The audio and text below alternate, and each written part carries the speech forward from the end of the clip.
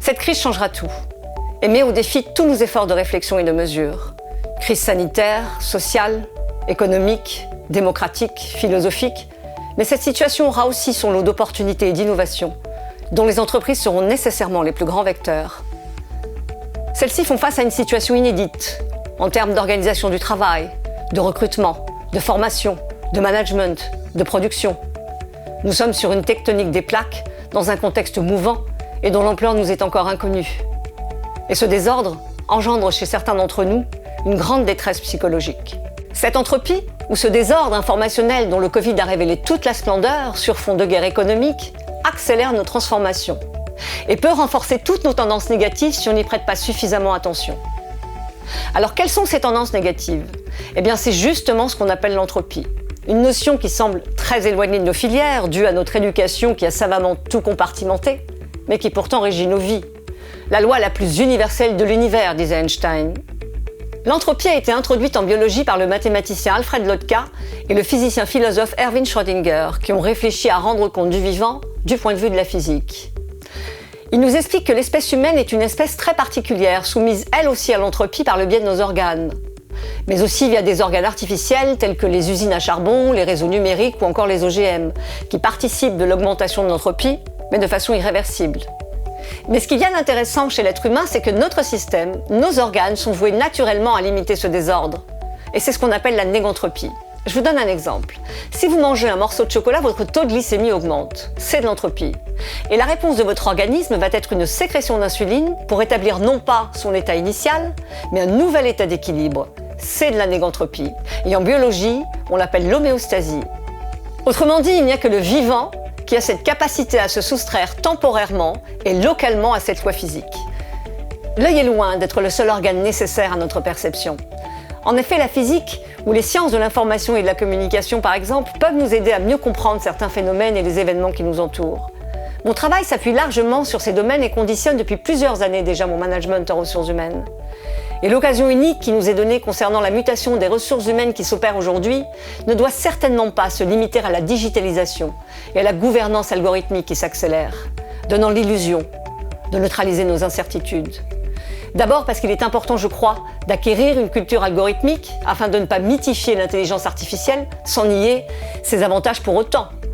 Mais l'algorithme est une machine à enregistrer et à calculer. Elle ne produit pas de raison, celle qui diverge, crée ou innove.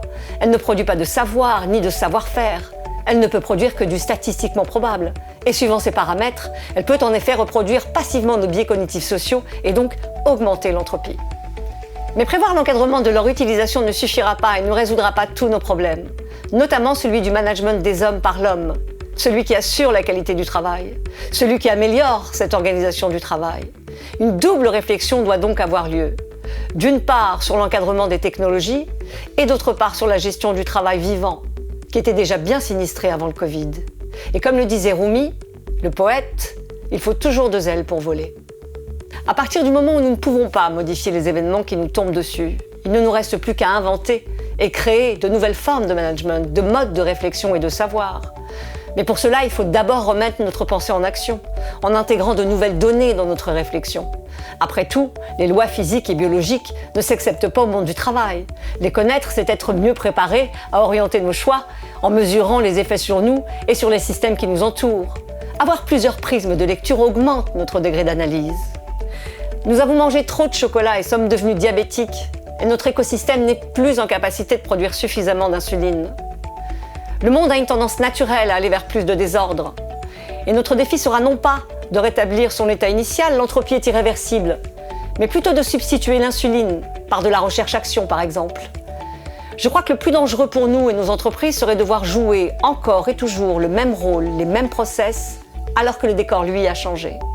Une voie intéressante serait de repenser le management des ressources humaines à partir de l'entropie, pour produire de l'organisation.